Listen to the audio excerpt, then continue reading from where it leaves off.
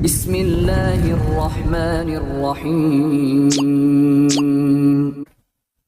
Alhamdulillah, puji syukur kita haturkan kehadirat Allah Azza wa Jal. Di kesempatan pagi hari ini kembali kita melanjutkan pelajaran kita membaca buku Ada Orang Utang. Dan insya Allah kita akan memulai bab baru dengan kami beri judul Agar Mudah Melunasi Utang. Ada beragam cara yang dilakukan oleh masyarakat agar cepat dalam melunasi utang. Karena seperti yang kita tahu, siapapun manusia kalau dia masih punya pikiran akan beban utang, dia tidak akan pernah merasa tenang. Sehingga dia selalu resah dengan utangnya dan ingin sekali agar utangnya cepat lunas. Maka mereka melakukan berbagai macam cara untuk melunasi utangnya. Dari yang masuk akal hingga yang di luar nalar. Sampai misalnya melakukan praktek perdukunan, mencari pesugihan, dan aneka praktek yang lainnya dalam rangka untuk melunasi utang. Kalau di Jawa Tengah ada namanya Gunung Kemukus. Yang ini dijadikan sebagai salah satu situs perbuatan kesyirikan, di mana Gunung Kemukus ini dikenal sebagai tempat untuk mencari pesugihan. Dan banyak di antara pelaku-pelakunya adalah mereka yang latar belakangnya karena utang piutang. Sehingga mereka ingin biar utangnya cepat lunas, usahanya lancar. Dia datang ke sana. Padahal ritual di sana adalah dengan melakukan perbuatan zina. Dan tentu saja ini adalah perbuatan maksiat dosa besar. Sehingga di antara mereka ada yang sampai mengorbankan kehormatannya dalam rangka untuk membebaskan diri dari utang. Ada salah satu kawan yang dia pernah melakukan penelitian di Gunung Kemukus. Dan dia menemui salah satu di antara pelaku yang datang ke sana. Itu suami istri. Jadi mereka meniru di Gunung Kemukus itu kuburannya siapa? Pokoknya salah satu leluhur yang ada di sana, yang dia berzina dengan ibu tirinya. Kemudian dia tiru. Maka kamu kalau pengen kaya, seperti Raden Fulan itu, kamu harus berzina. Datanglah suami istri. Kemudian mereka berzina. Suaminya berzina, istrinya juga berzina. Ketika ditanya, sang suami ditanya, Bapak apa nggak risih dengan yang kayak gini?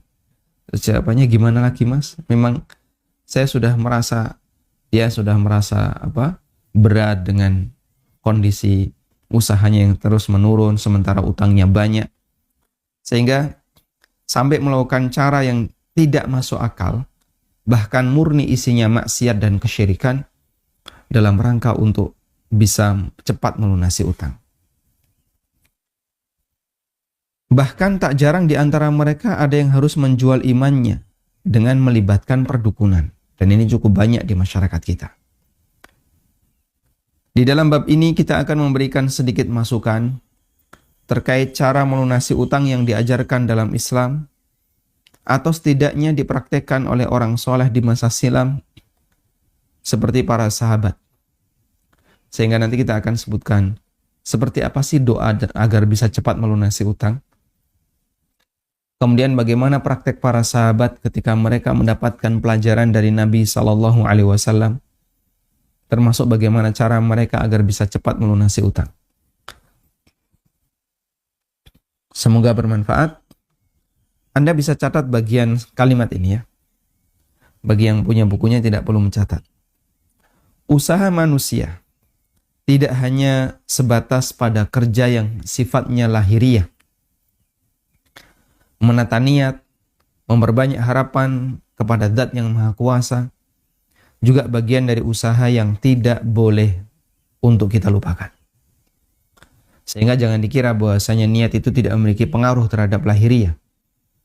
Niat dihargai dalam syariat dan Allah Subhanahu wa taala sangat menghargai niat para hamba, karena baik dan buruknya jasad itu ditentukan oleh batin. Makanya Nabi SAW memperhitungkan niat dalam setiap amal yang dilakukan oleh manusia. Sebagaimana yang disebutkan dalam hadis muttafaqun alaih. Innamal a'malu bin niyat wa innama likulli imri'in ma nawa. Sesungguhnya amal itu ditentukan oleh niatnya. Dan apa yang didapatkan oleh seseorang manawa, sesuai dengan apa yang dia niatkan. Maka kalau kita berniat dengan niat yang baik, insya Allah akan mendapatkan hasil yang baik pula. Dan sebaliknya. Karena itu bisa jadi ada amalan yang sama, tapi karena pelakunya punya niat yang beda, hasilnya beda. Hasilnya beda. Makanya para ulama memberikan pujian kepada Abu Bakar As-Siddiq radhiyallahu anhu. Beliau memiliki keunggulan hati yang tidak bisa ditiru yang lain. Ada sebagian ulama yang mengatakan, ma sabaqakum Abu Bakrin wala Umar bis salati wala bis siyam walakin bima waqara fi qalbi.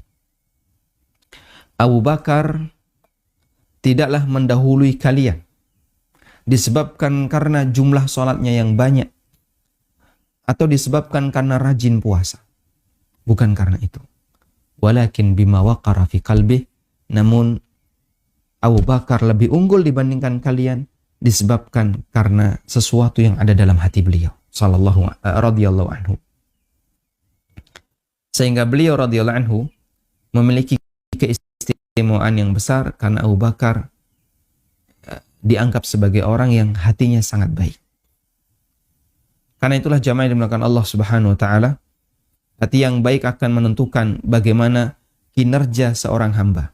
Rasulullah SAW pernah bersabda, inna fil jasadi mudghah, idza saluhat saluhal jasadu kulluh, wa idza fasadat fasadal jasadu kulluh.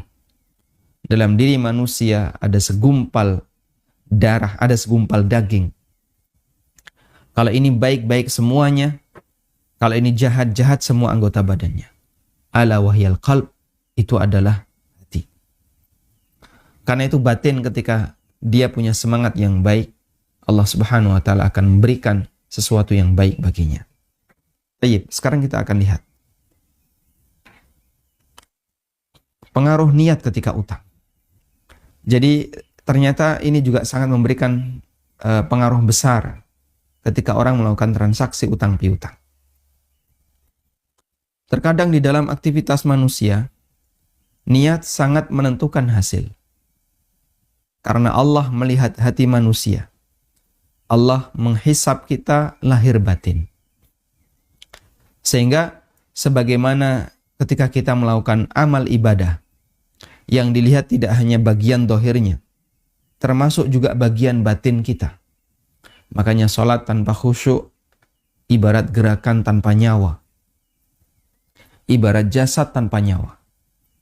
Sampai sebagian ulama menggambarkan, dan ini keterangan Ibnu Qayyim dalam Al-Wabilus Sayyib. Kalau kamu mempersembahkan kepada seorang raja, kau kasih budak dia, tapi budaknya sudah mati. Jadi mayat budak. Kira-kira sopan atau tidak? Tentu saja tidak. Masa mayat budak dikasihkan kepada raja? Tapi ketika kau memberikan hadiah kepada raja dalam bentuk budak yang sehat, yang siap bekerja, maka itu akan membanggakan sang raja. Demikian pula ketika seorang hamba sholat kepada Allah Subhanahu wa ta'ala. Jika sholatnya tanpa khusyuk, ibarat jasad tanpa nyawa. Dia berikan untuk Rabbnya sesuatu yang tidak berisi nyawa. Maka bisa jadi tetap menggugurkan kewajibannya, tapi Allah Subhanahu wa ta'ala tidak menerimanya dan tidak memberikan balasan baginya dalam bentuk pahala. Karena itu, sekali lagi, Allah Subhanahu wa ta'ala menghisap kita lahir dan batin. Dia memberikan kemudahan bagi siapa saja yang berusaha untuk jujur di dalam niatnya. Termasuk ketika berhutang. Ketika orang yang berhutang memiliki tekad dan niat yang kuat untuk melunasi utangnya, niscaya Allah akan membantunya untuk melunasi utangnya. Baik. Catat bagian ini baik-baik ya. Ketika orang itu berutang dan dia punya tekad, punya niat untuk melunasi utangnya, dan Allah Subhanahu wa taala tahu ini orang yang jujur untuk melunasi utang ataukah orang yang sebenarnya punya niat jahat karena ingin mengambil harta orang. Maka kalau dia punya niat yang lurus, tekad yang kuat untuk melunasi utang, punya iktikad yang baik, ketika dia berutang, Allah Subhanahu wa taala akan membantu dia untuk melunasi utangnya. Sebaliknya, ketika ada orang yang berutang dan berniat untuk tidak mengembalikannya, Allah akan membinasakan hartanya. Tidak memberikan keberkahan bagi hartanya dan tidak membantunya untuk melunasi utangnya.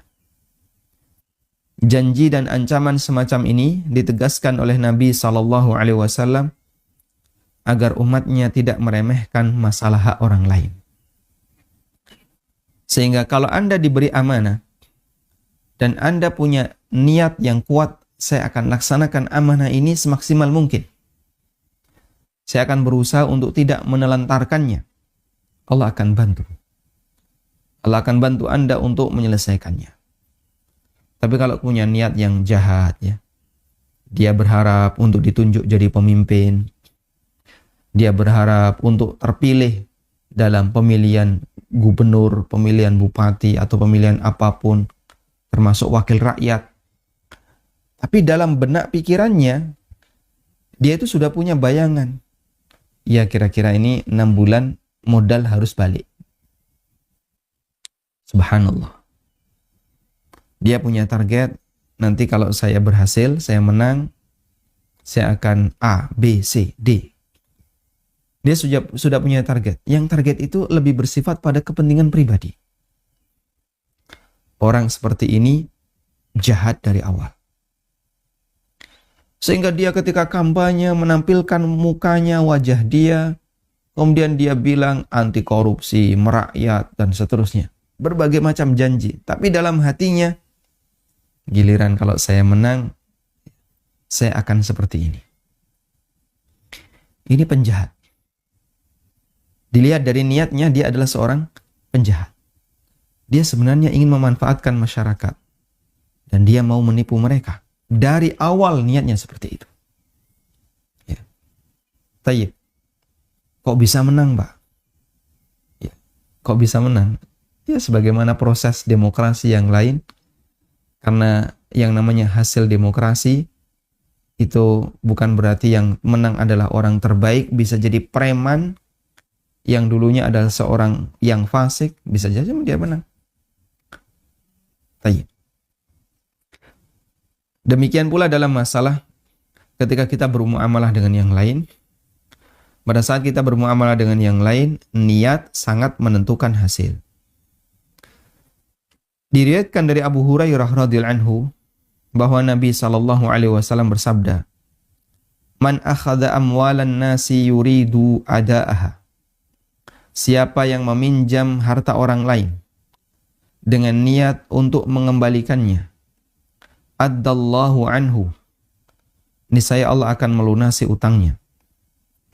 Wa man akhadha yuridu itlafaha, dan barang siapa yang mengambil harta orang lain dengan maksud untuk dia habiskan, atlafahullah, maka Allah akan memusnahkannya.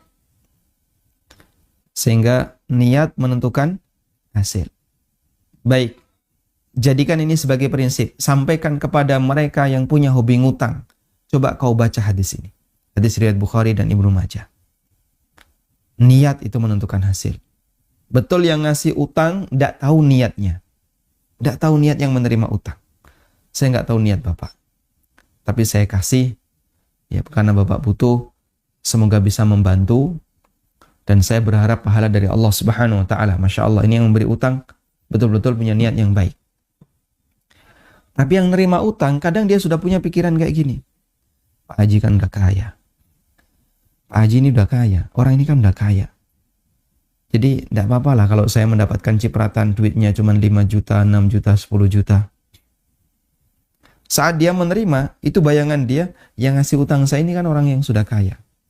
Bapak itu udah mampu. Jadi ya duit kayak gini kan duit receh, jangan terlalu berharap untuk balik.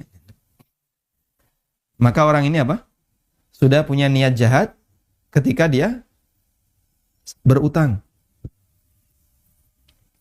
Dalam riwayat yang lain Rasulullah sallallahu alaihi wasallam bersabda, "Ma min muslimin yaddanu dainan ya'lamullahu minhu annahu yuridu ada'ahu." Setiap muslim yang dia berutang dan Allah tahu bahwa ia berniat untuk melunasi utangnya, illa addahullahu anhu fid dunya, maka Allah Subhanahu wa taala akan melunasi utangnya di dunia. Sehingga dengan niat orang akan ditolong oleh Allah Subhanahu wa taala. Maka miliki niat yang baik. Ada banyak orang yang dia ketika beli motor leasing ya, niatnya sudah jahat dari awal. Begitu dia beli motor, betul STNK tidak ada, lalu dibawa pergi ke pelosok, sudah dibuat dan dijadikan motor bodong. Kalau leasing belum lunas, STNK sudah dikeluarin belum? Sudah, yang nggak ada BPKB ya. BPKB dia nggak keluar. Tapi kalau STNK keluar, dia sudah dapat STNK, oh sudah. Berarti 5 tahun ke depan aman. Yang penting pokoknya dibayari pajak terus, aktif, 5 tahun ke depan aman. Langsung dibuat macet. Cicilannya, pergi orangnya. Umum seperti itu di masyarakat. Dia punya niat jahat dari awal. Yang menjadi kunci di sana adalah niat dan semangat. Sehingga jika dia mampu untuk melunasi, pasti dia akan segera melunasi. Punya duit, wah ini kayaknya cukup untuk melunasi utang, segera bayar. Punya duit, ini bisa dipakai cicilan, segera dia bayarkan. Bukan kemudian dipakai untuk numpuk kepentingan yang lain.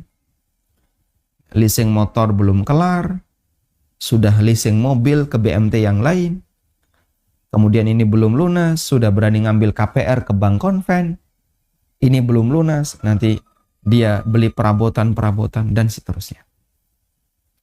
Dan itu umum di masyarakat kita, di mana ada sebagian orang yang dia menumpuk berbagai macam beban utang, padahal utang pertama belum lunas. Kita ulangi, yang menjadi kunci di sini adalah niat dan semangat. Sehingga jika dia mampu untuk melunasi, pasti dia akan segera melunasi. Jika tidak mampu sampai mati, Allah yang akan memberikan jaminan baginya. Dicatat bagian ini ya. Kalaupun dia tidak mampu sampai mati utangnya belum lunas, Allah yang akan memberikan jaminan baginya. Ketika Asy-Syaukani rahimahullah menjelaskan hadis nafsul mu'min mu'allaqatun bidaini, jiwa seorang mukmin itu tergantung dari utangnya. Hadis ini sudah kita baca pada pertemuan sebelumnya. Beliau mengatakan, wa hadza muqayyadun biman lahu mal yaqdi minhu dainahu. Hadis ini terkait orang yang memiliki harta, biman lahul mal, orang yang memiliki harta, yaqdi minhu dainahu, yang bisa digunakan untuk melunasi utangnya. Jiwa seorang mukmin akan selalu tergantung dengan utangnya, berlaku bagi orang yang dia punya harta yang bisa digunakan untuk melunasi utangnya. Amma man la mala lahu wa mata aziman 'alal qada. Sementara orang yang enggak punya harta, kemudian dia mati dan dia punya tekad untuk melunasi, faqad warada fil ahadits ma yadullu ala anna Allah Ta'ala yaqdi anhu. Telah disebutkan untuk orang yang seperti ini, dia mati dalam kondisi utangnya belum lunas, sementara dia punya tekad untuk melunasinya, maka terdapat beberapa hadis yang menunjukkan bahwa Allah Subhanahu wa Ta'ala akan melunasi utangnya. Dalam bentuk apa? Allah akan membantunya, memudahkannya untuk melunasi utangnya.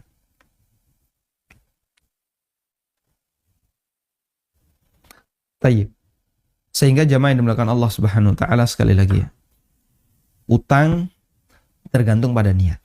Niat yang baik dan semangat untuk melunasi, maka itu bisa menjadi salah satu sebab agar utang seorang hamba dimudahkan oleh Allah Subhanahu wa taala untuk dilunasi.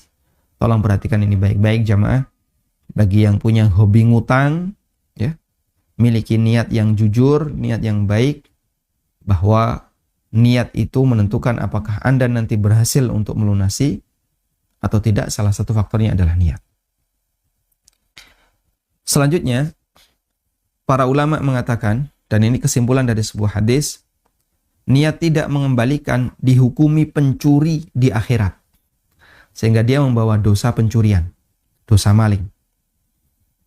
Bagi orang yang berniat untuk tidak mengembalikan utangnya sampai mati, dalam pikirannya tadi, ya, Pak Haji kan udah kaya, orang yang ngasih utang ini kan udah kaya, duit sekian ini paling duit receh, sehingga dia tidak ada semangat sama sekali untuk melunasinya sampai mati. Maka di akhirat dia akan dihukumi sebagai pencuri. Dia dihukumi sebagai pencuri di akhirat, bukan di dunia. Karena orang tidak tahu batinnya. Dia menerima uang itu secara legal ketika di dunia. Tapi hukuman ini ditetapkan di akhirat. Diriwayatkan dari Suhaib Al-Khair. Siapa Suhaib Al-Khair? Suhaib bin Sinan. Suhaib bin Sinan Ar-Rumi. Beliau lebih suka dengan nama Suhaib Al-Khair, sebagaimana Salman Al-Khair radhiyallahu anhu, bahwa Nabi SAW bersabda, ayyuma rajulin tadayyana dainan wa huwa mujmi'un alla yuwaffiyahu. Siapapun yang berutang, tadayyana dainan, siapapun yang berutang, wa huwa mujmi'un, dan dia bertekad, dia berniat alla yuwaffiyahu iya, untuk tidak mengembalikan utang itu, laqiyallaha sariqan, maka ketika mati dia akan ketemu Allah sebagai pencuri. Ketika mati dia akan ketemu Allah Ta'ala sebagai maling. Dia membawa dosa maling. Padahal dulu waktu di dunia dia menerima uang itu dengan cara legal. Dia tidak melakukan tindakan pencurian. Dia terima uang itu dengan legal. Dia terima uang itu dengan cara yang benar. Bahkan ada dicatat di notaris misalnya. Tapi setelah itu dia ngilang. Gak ada niat untuk melunasi. Maka di hari kiamat kelak dia ketemu Allah sebagai pencuri. Hukum ini berlaku di akhirat. Hukum ini berlaku di akhirat. Artinya dengan hanya memiliki niat semacam ini, dia telah berdosa dari awal. Meskipun ketika di dunia, dia tidak terhitung sebagai pencuri karena utang ini diambil dengan cara yang legal. Kan dia tidak mengendap-endap, naik ke rumah orang, buka lemari orang, ngambil duit, tidak seperti itu. Dia terima uang itu dengan cara yang legal. Sehingga nggak bakalan ditangkap polisi, tidak terkena hukum perdata, karena dia ambil itu dengan cara yang legal. Al-Munawi menjelaskan makna hadis di atas. Yang dimaksud laqiyallaha, dia ketemu Allah Subhanahu wa taala wa huwa sarikun, dalam kondisi sebagai pencuri. Ayyuhsyaru fi zumratis sariqin wa yujazi bijazaihim. Maksudnya adalah dia akan dikumpulkan bersama para pencuri dan akan diberi balasan sebagaimana balasan para pencuri. Taib. Coba kita lihat satu footnote ya. Ada satu footnote. Niat yang jahat bisa menyebabkan pelakunya mendapatkan hukuman di akhirat. Meskipun ketika di dunia disikapi sebaliknya. Ketika di dunia dia tidak dianggap sebagai pelaku maksiat. Bahkan tidak mendapatkan hukuman. Orang yang berutang dengan maksud untuk tidak mengembalikan dihukumi sebagai pencuri di akhirat. Meskipun ketika di dunia ketika mati ahli waris menebus utangnya. Karena niat menentukan hasil. Prinsip ini tidak hanya terjadi pada utang, termasuk juga terjadi pada pernikahan. Dalam riwayat dari Suhaib bin Sinan, Suhaib al-Khair radhiyallahu anhu, Nabi SAW bersabda, ayyuma rajulin asdaqam ra'atan sadaqan wallahu ya'lamu annahu la yuridu ada'ahu ilaiha. Lelaki yang menjanjikan mahar untuk istrinya, sementara Allah tahu dia tidak ingin memberikan mahar itu. Lelaki yang memberikan mahar untuk istrinya, sementara Allah tahu dia tidak ingin memberikan mahar itu. Fagharraha billah, sehingga dia tipu istrinya atas nama Allah. Wastahalla farjaha bil batil, dia melakukan hubungan dengan ucapan yang batil. Karena mahar termasuk apa? Kewajiban dalam pernikahan. Laqiyallaha yawma yalqahu wa huwa zanin, maka dia ketemu Allah pada hari dia ketemu Allah, wa huwa zanin, dalam keadaan sebagai pezina. Ada seorang lelaki yang menikah, tapi niatnya menipu wanita. Gimana? Dia menikah dengan menjanjikan mahar yang besar agar wanita itu mau dinikahi. Maharnya apa nanti? Saya akan kasih 30 gram emas. Atau 50 gram emas. Kalau di Indonesia memang mahar itu tidak terlalu diperhitungkan ya. Seperangkat alat sholat ya. Atau kitab tauhid. Atau uang 2013, 2021. Jadi mahar tidak begitu diperhitungkan kalau di Indonesia. Kalau di beberapa negara Islam yang lain, mahar sangat diperhitungkan. Sehingga wanita mau menikah, ya memang faktor karena rasa cinta dan seterusnya adalah faktor utama.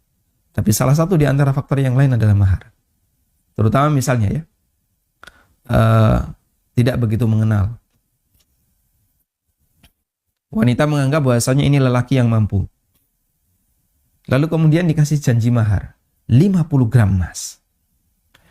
Dia bersedia nikah dengan mahar 50 gram emas.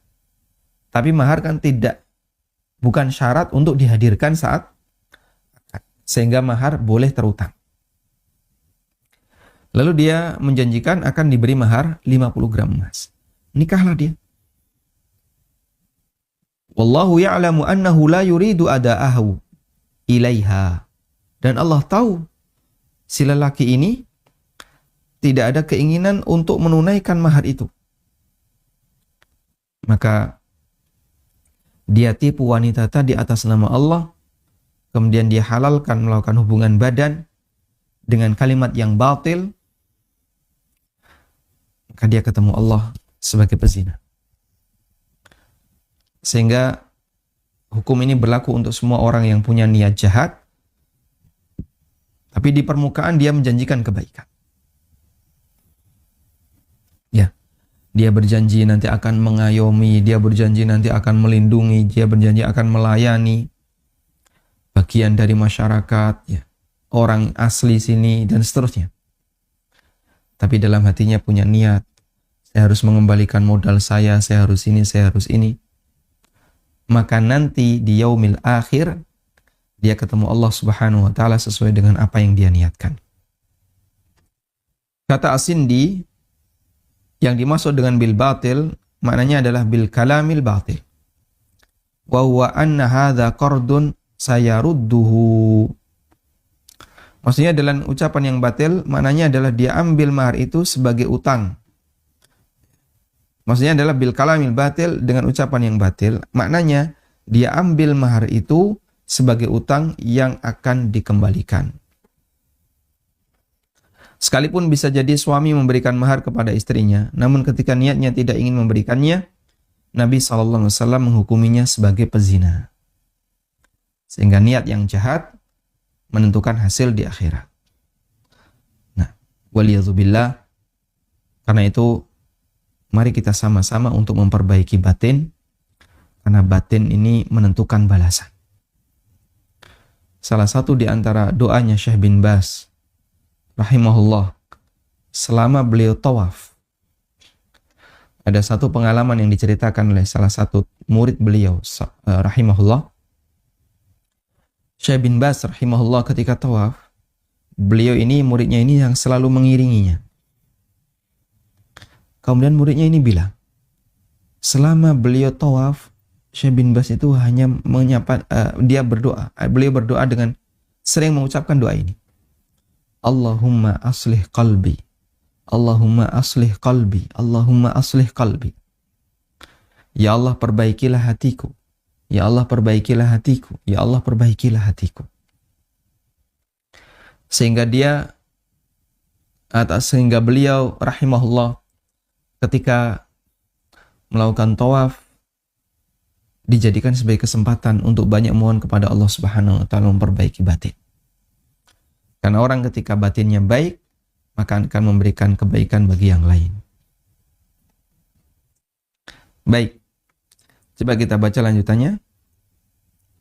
Salah satu di antara prinsip yang berbahaya di masyarakat kita, ada sebagian orang yang menekankan bahwa jangan menggunakan uang pribadi untuk menjalankan bisnis. Jangan menggunakan uang pribadi untuk menjalankan bisnis. Akan tetapi gunakanlah uang orang lain. Gunakan uang orang lain. Ketika usaha itu nanti bangkrut, maka kerugiannya tidak ditanggung sendiri, tapi juga para pemodal. Sementara akad yang dilakukan adalah akad utang piutang. Sehingga dia ketika membuka usaha A, ini pinjam dari B. Usaha yang ini pinjam dari Y. Usaha yang ini pinjam dari X. Dia buka banyak usaha. Sementara harta dia pribadi aman. Begitu usaha ini bangkrut, mungkin pakai uangnya orang lain. Harta dia aman. Dan ini prinsip yang sangat berbahaya. Dulu ada yang kayak gini ya. Apa namanya? EU ya. Entrepreneur University yang memotivasi orang untuk banyak utang. Bahkan pendirinya mengatakan, kalau kamu ingin terlihat jujur, undang bank ke unit usahamu. Kalau dia sampai memberikan utang, berarti terbukti kamu adalah orang yang terpercaya. Memotivasi orang untuk banyak berutang. Ya. Alhamdulillah, universitas ini, EU ini, sudah hancur binasa dan pendirinya sudah dipenjara. Ya. Wallahu a'lam apakah sudah keluar dari penjara ataukah tidak. Dia ngajak orang untuk maksiat kepada Allah Subhanahu wa taala. Dan ternyata punya niat jahat, yaitu tidak untuk dikembalikan. Mereka punya niat untuk menipu bank. Bahkan Ibnu Hajar Al-Haytami dalam bukunya Az-Zawajir, beliau mengategorikan perbuatan semacam ini termasuk salah satu dosa besar. Yaitu berutang dengan niat untuk tidak mengembalikan. Beliau mengatakan, Al-kabiratul khamisah ba'dal mi'atain. Dosa besar di nomor 205. Al-istidanatu ma'aniyatihi adam al-wafa' au adami rajaihi bi'allam yattarra wala kana lahu jihad dhahira yafi minha wadda'in jahilun bihalihi. Dosa yang ke-205. Ada orang yang berutang dengan niat tidak melunasi utangnya, atau dengan niat tidak akan mengembalikannya. Sementara saat berutang, dia telah memperkirakan, ketika berutang dia telah memperkirakan tidak ada harta yang dia miliki untuk melunasinya. Dan dia berutang bukan untuk keperluan yang sifatnya darurat, padahal pemberi utang tidak tahu keadaan peminjam. Jadi wadda'in jahilun bihalihi. Yang ngasih utang itu tidak tahu. Ternyata orang ini sebenarnya punya niat jahat. Orang ini utang bukan untuk kepentingan yang mendesak. Orang ini utang dan apa tadi? Dia sudah memprediksi kayaknya nanti saya juga nggak bakalan bisa melunasi.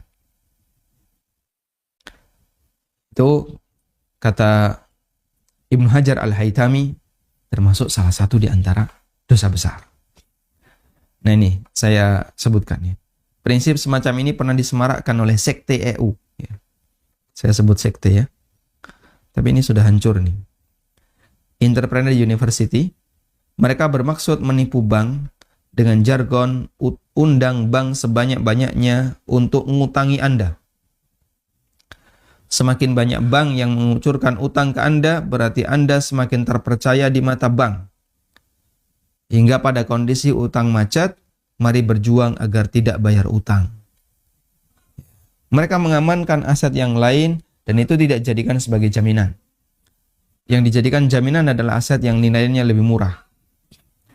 Nah, saat kemudian berhasil menerima utang, bahkan sampai angka miliaran, ketika usaha bangkrut, ya sudah, gunakan pengacara atau apa, agar gimana caranya biar dia tidak perlu bayar utang.